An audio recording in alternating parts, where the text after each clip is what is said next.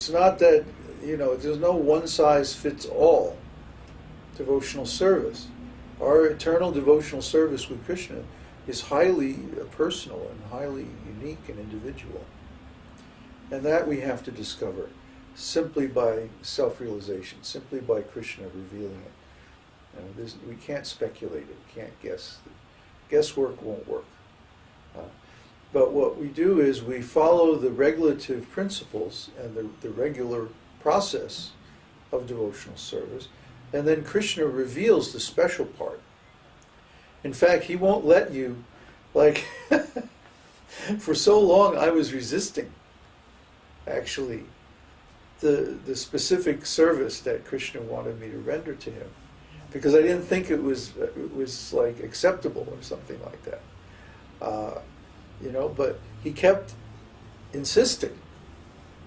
No, you do this, huh? And I was like, no, it's no. You have to do this. You have to let me into this part of your personality. He was very insistent. Until finally I'm like, okay, I was afraid it was going to be offensive. But actually it turned out to be that's what Krishna wanted, and after that he was satisfied. Then he appeared to me.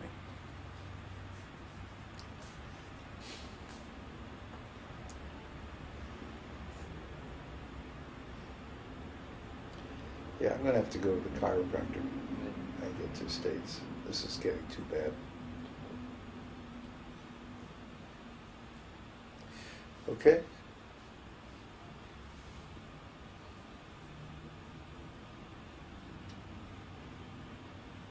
That's it. Okay. So now I'll read. Thanks. Oh, a question from Mother Indira. Oh, Indira. My very small Krishna idol on my desk where I work at home fell down today. Oops. And its right arm chipped, and I was so upset. I don't know what to do with it, because they say we're not supposed to keep a broken idol at home. Well, first of all, the form of Krishna is never an idol. The form of Krishna is always identical with Krishna himself. That said, there's different degrees of that sacredness. And just an informal, like a statue that you bought in a shop somewhere, where there was no installation, there was no formal inauguration of service or anything like that, or no regulated devotional service to that deity, then there's not a problem with that. If you can fix or repair the dent in his arm, it's funny. It's the same arm that's I'm having a problem with.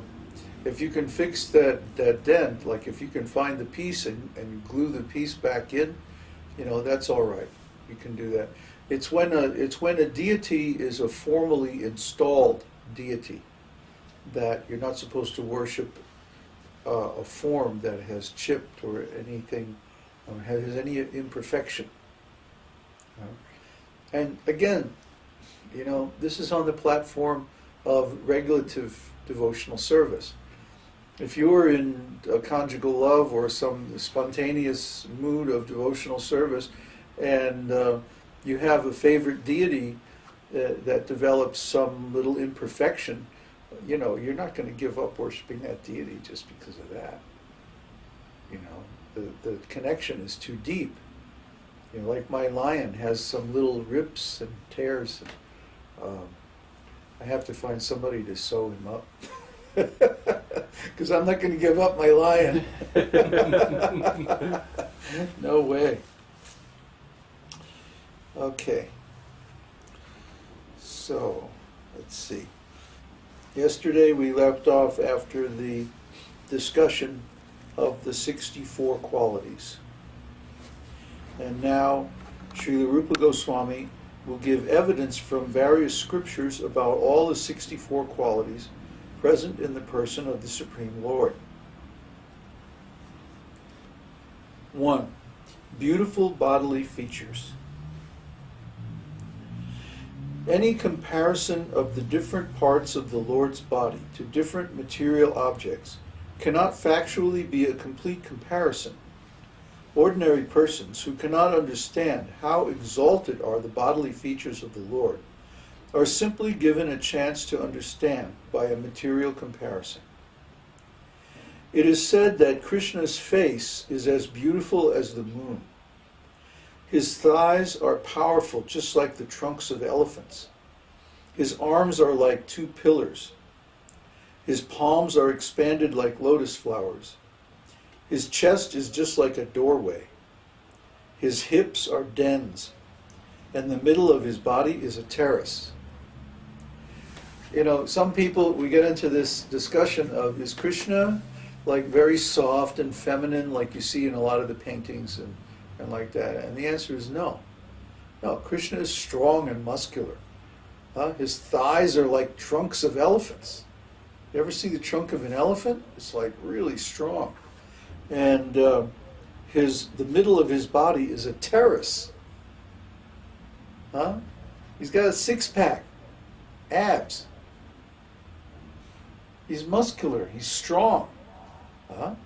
His body is so beautiful, but not, misshapen like bodybuilders or something like that. It's all in perfect proportion.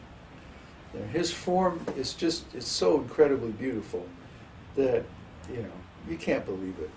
When you see Krishna, it's like, that's all you ever want to see after that is Krishna. You don't want to see anything else. Krishna is so beautiful. So he's always described as having like lotus palms, lotus feet, lotus eyes, lotus lips. So many of the parts of Krishna's body are compared to a lotus, because a lotus is considered one of the most perfect forms in the material world. The leaves of the lotus have this wonderful double curve, and they meet in a point.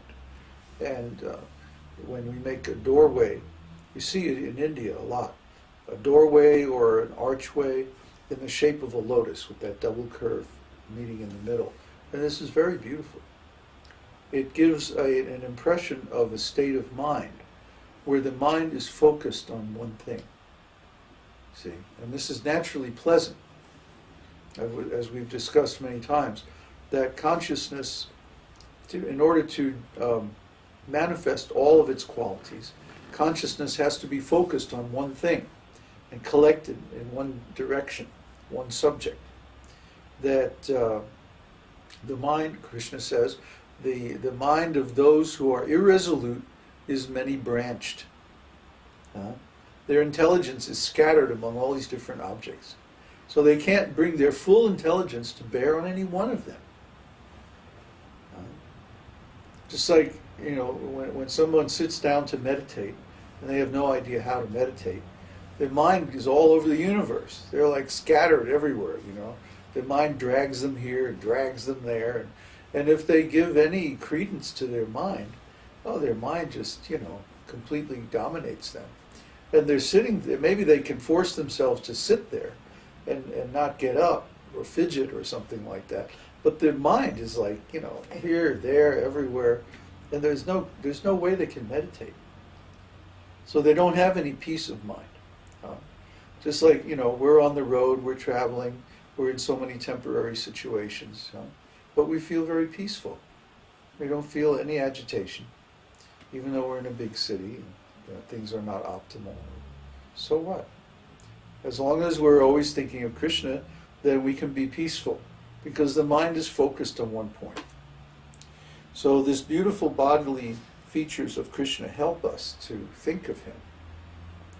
We can imagine the most beautiful masculine body.